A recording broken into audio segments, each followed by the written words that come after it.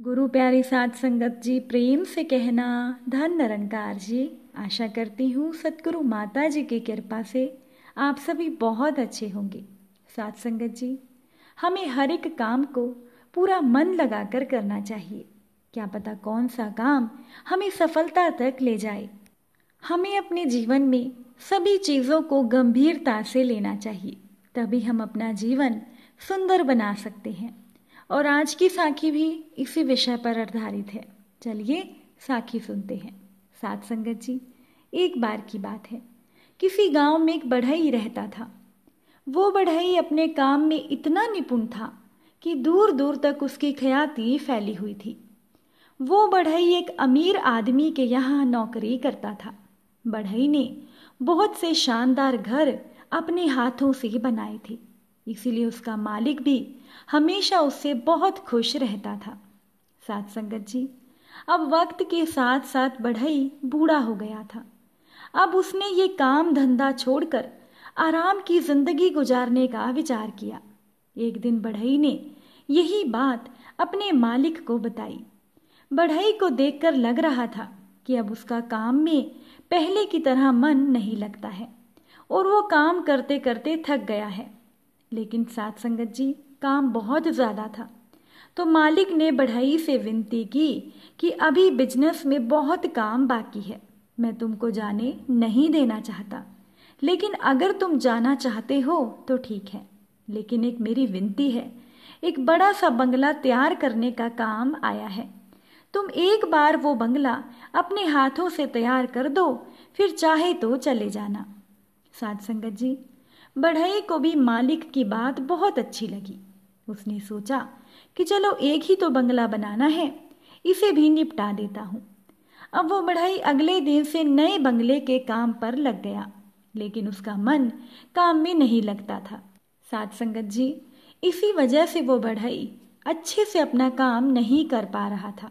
बढ़ई ने उस बंगले को बनाने में कोई खास मेहनत नहीं की और वो आधे अधूरे मन से आखिरी बंगला तैयार कर रहा था। कुछ ही दिनों के बाद वो बंगला बनकर तैयार हो गया। जब मालिक देखने आया तो बंगले को देखकर वो समझ गया कि बढ़ई ने इसे अपनी पूरी मेहनत से नहीं बनाया है, लेकिन मालिक ने कुछ नहीं कहा। वो बंगले के अंदर गया और बाहर आया और एक चाबी जेब से निकालकर उस बढ़ई को दे दी। साथ संगत जी, मालिक ने बढ़ई से कहा कि तुमने पूरे जीवन मेरी सेवा की है और ये बंगला तुम्हारे लिए पुरस्कार है। अब तो बढ़ई के पसीने ही छूट गए। वो मन ही मन बोला कि अगर मुझे पता होता कि ये बंगला मेरा है, मुझे मिलने वाला है, तो मैं इसे बहुत अच्छे से बनाता। मैंने जीवन भर लोगों के लिए अच्छे से अच्छे घर बनाए, लेकिन अपने ही घर को मैंने अपने हाथों से बेकार कर दिया। साथ संगत जी, ये कहानी हमारे जीवन पर भी लागू होती है। जिंदगी में हर एक काम महत्वपूर्ण है। हर एक काम को पूरा मन लगाकर करना चाहिए। क्या पता आपका ये काम ही आपको सफलता तक ले जाए। हम जीवन में बहुत सारी चीज़ों को गंभीरता से नहीं लेते, लेकिन समय निकल जाने के बाद हम मन में सोचते हैं कि हम इसको और बेहतर बना सकते थे। एक इंसान अपनी पूरी जिंदगी जीता है और जीवन भर बहुत सारे काम भी करता है, लेकिन बूढ़े हो जाने के बाद याद आता है कि हम अपनी जिंदगी को और सुनहरा बना सकते थे, इसमें और रंग भर सकते थे। हम कई बार जीवन में कुछ गलत आदतों में पड़ जाते हैं, हालांकि हमें पता होता है कि ये गलत है, लेकिन फिर भी हम अपने आप को नहीं सुधारते। लेकिन जब समय निकल जाता है तो हमें याद आता है कि काश हमने समय पर सही काम किए होते। इसीलिए साथ संगत जी, जो भी काम करना है पूरे दिल से करना है। क्या पता आपका यही पल आगे आने वाले कल के लिए अच्छी सौगातें लेकर के आए। साथ संगत जी, उस बढ़ई की तरह सोचिए। हम रोज सुबह उठते हैं, फिर अपने अपने कामों में लग जाते हैं। क्या आप रोजाना पूरे दिन हर एक काम को पूरे दिल से करते हैं? साथ संगत जी, सोचिए कि जीवन एक मकान है और हम बढ़ई हैं। इस मकान को कैसा बनाना है ये तो आपके हाथ में ही है, तो देर किस बात की। इसे ज़्यादा से ज़्यादा सुंदर बनाइए, हर एक दिन सुंदर बनाइए। दिन प्रतिदिन बनाते जाइए। जब ये जीवन रूपी मकान बनकर खड़ा होगा तो वास्तव में ये मकान बहुत ही शानदार होगा। इसीलिए साथ संगत जी, जो भी करना है बहुत अच्छा हमने करना है और अपने जीवन को बहुत ही सुंदर बनाना है। एक बार एक व्यक्ति ने किसी संत से पूछा कि महाराज, मेरी बड़ी इच्छा है कि मैं जीवन को सुंदर बनाऊं। इसके लिए आप मुझे कोई ऐसा उपदेश दीजिए जिससे मैं अपने जीवन को बहुत अच्छा बना सकूं।